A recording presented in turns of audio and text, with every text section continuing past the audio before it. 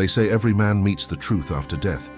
But what happens when the man who called religion an illusion finally meets the one he called an illusion?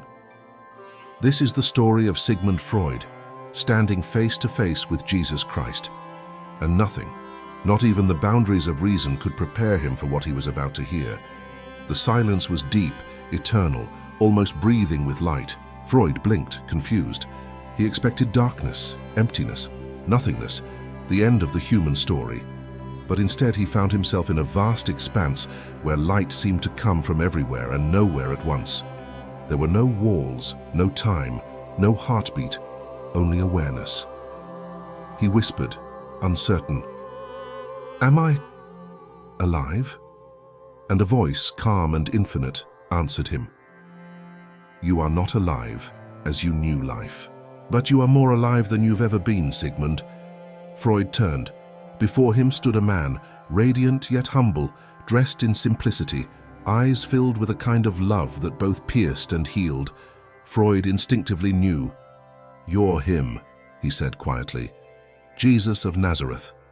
Jesus smiled gently. "That is what they called me."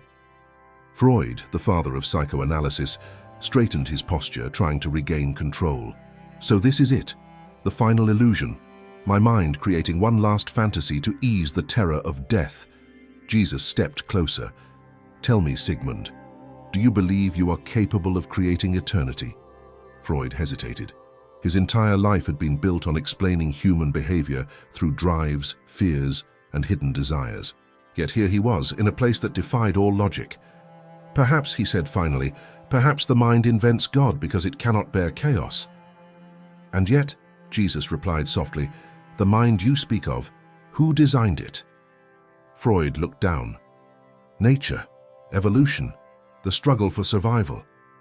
Jesus' voice carried a tone both kind and piercing. "And what is it that drives nature to strive, to evolve, to reach toward perfection? You saw the patterns, Sigmund: desire, longing, the human need for meaning. But did you ever wonder why that longing exists in the first place?" Freud exhaled, pacing slowly. "I believed faith was the echo of our childhood, the need for a father's protection projected onto the universe." Jesus nodded. "Yes, you saw the shadow of the father, but not the light that cast it." Freud looked up, startled. "Explain." "The longing for protection, the yearning for purpose, they are not weaknesses, Sigmund. They are the evidence that humanity was designed for relationship. The child longs for the father because the soul was made for the creator. What you called illusion was actually memory, the memory of Eden."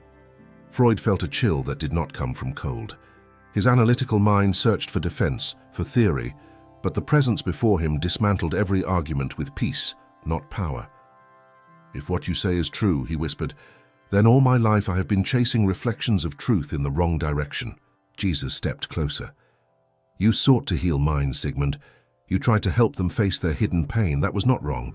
You saw the wounds of the human soul. You just didn't see the healer."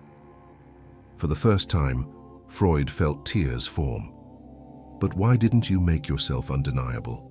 Why allow men like me to doubt you, to question you, to call you illusion?"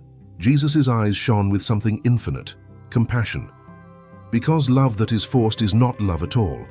I hid myself so that faith could be born. The freedom to choose truth is what makes truth real." Freud fell silent. The weight of his own words, his life's work, pressed on him like judgment. He had described religion as a collective neurosis, a psychological crutch. But now, standing in the very presence of transcendence, he realized how limited his lens had been. He said quietly, "So, faith is not the denial of reason." Jesus smiled. "Faith is the completion of reason. Where reason reaches its limit, faith begins its ascent. You analyze the subconscious, Sigmund, the world beneath awareness. But there is also a superconscious, the world above reason, where truth is not constructed but revealed." Freud was silent for a long time. Then he asked, "And what of suffering? I saw it destroy men's minds. You claim to be love, yet you allow pain." Jesus turned, and suddenly Freud saw in the light a vision of the cross. Wounds, thorns, blood and grace mingled together. I did not come to erase pain, Jesus said. I came to redeem it. Even suffering, in the hands of love, becomes a doorway. Freud's voice trembled. A doorway to what? To transformation, Jesus said simply. The mind heals when it faces its truth. The soul heals when it surrenders its illusion of control. Freud felt his defenses breaking, the fortress of intellect crumbling under something stronger than logic. Presence. So faith is not blindness, he murmured. It's vision beyond what eyes can see. Jesus nodded. Exactly. The eyes of faith see eternity in every moment. The silence returned, but now it was alive, breathing with peace. Freud finally sat down, his tone softer. All my theories, repression, desire, fear, they were attempts to map the soul without a compass. Jesus knelt beside him, and yet they led many to understand themselves. I used your work, even when you did not know me. Truth is truth, Sigmund, no matter who speaks it. Freud looked at him with tears. And what now?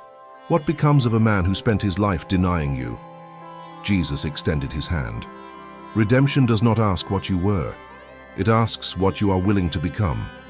Freud stared at that hand, and for the first time since his youth he felt something awaken. Not analysis, not intellect.